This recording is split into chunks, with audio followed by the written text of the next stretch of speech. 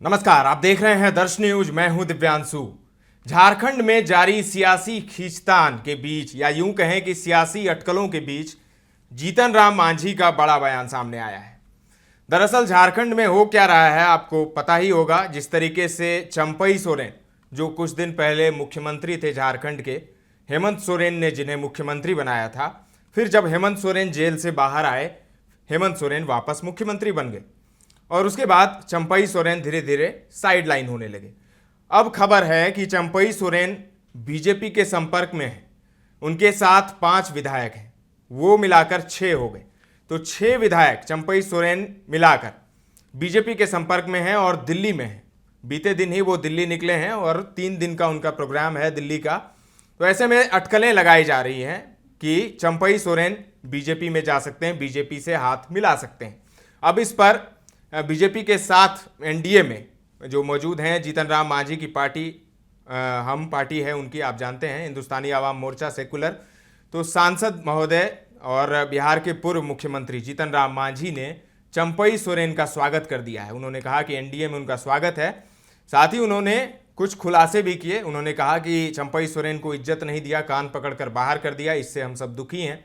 क्या कुछ कहना है जीतन राम मांझी का, पहले आपको सुनाते हैं, सुनिए। सोरेन को जो वहाँ से एक तरह से झटका दिया गया है, उससे हम लोग भी दुखी हैं।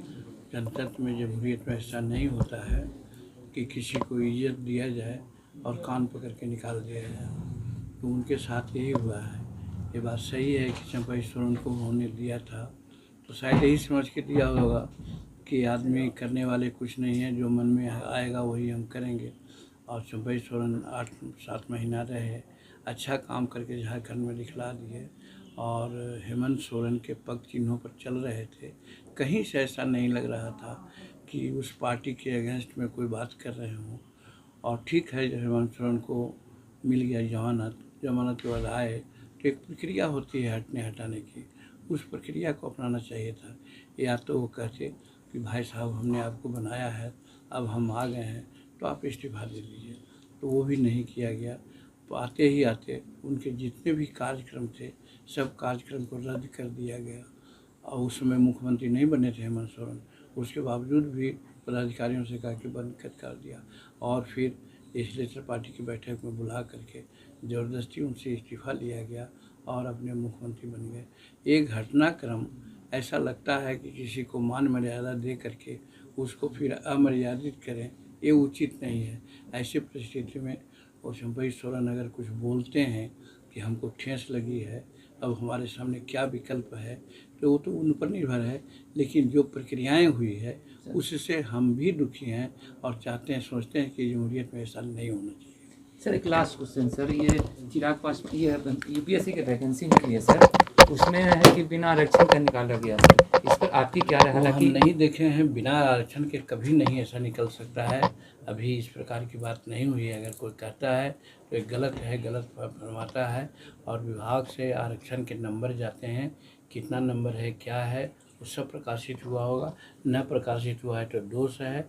लेकिन जो लोग अफवाह फैला रहे हैं कि आरक्षण के साथ खिलवाड़ किया जा रहा है, वो गलत है।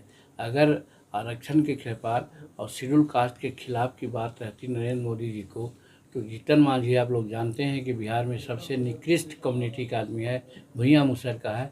उसको एक सांसद होने के बाद वहाँ मंत्रिमंडल में कैबिनेट का उन्होंने दर्जा दिया, और कैबिनेट का दर्जा देने के बाद विभाग भी जो दिया है, आप समझ सकते हैं, बहुत बड़ा विभाग है, जो उनका विजन का विभाग है। तो अगर नरेंद्र मोदी को शेड्यूल कास्ट के प्रति अगर किसी प्रकार की बात रहती तो जीतन मांझी को ये मर्यादित नहीं करते।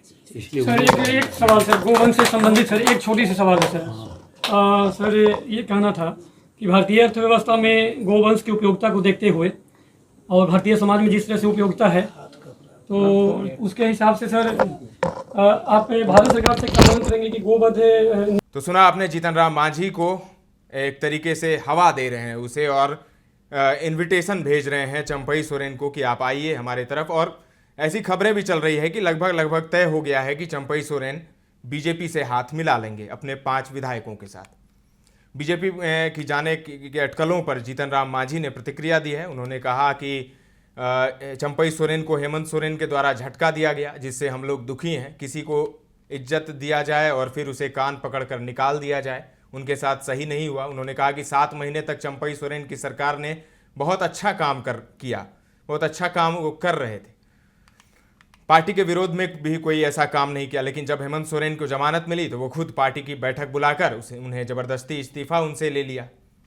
उन्होंने कहा कि इस्तीफ़ा दिलाने के लिए एक प्रक्रिया होनी चाहिए, उस प्रक्रिया का पालन नहीं किया गया। तो जीतन राम मांझी ने आग में घी डालने का काम कर दिया है। अब देखना होगा कि आने वाले दिनों में क्या घटनाक्रम बदलते हैं, क्योंकि कयास लगाए जा रहे हैं, अटकलें तेज हैं कि चंपई सोरेन जल्द ही बीजेपी से हाथ मिला सकते हैं।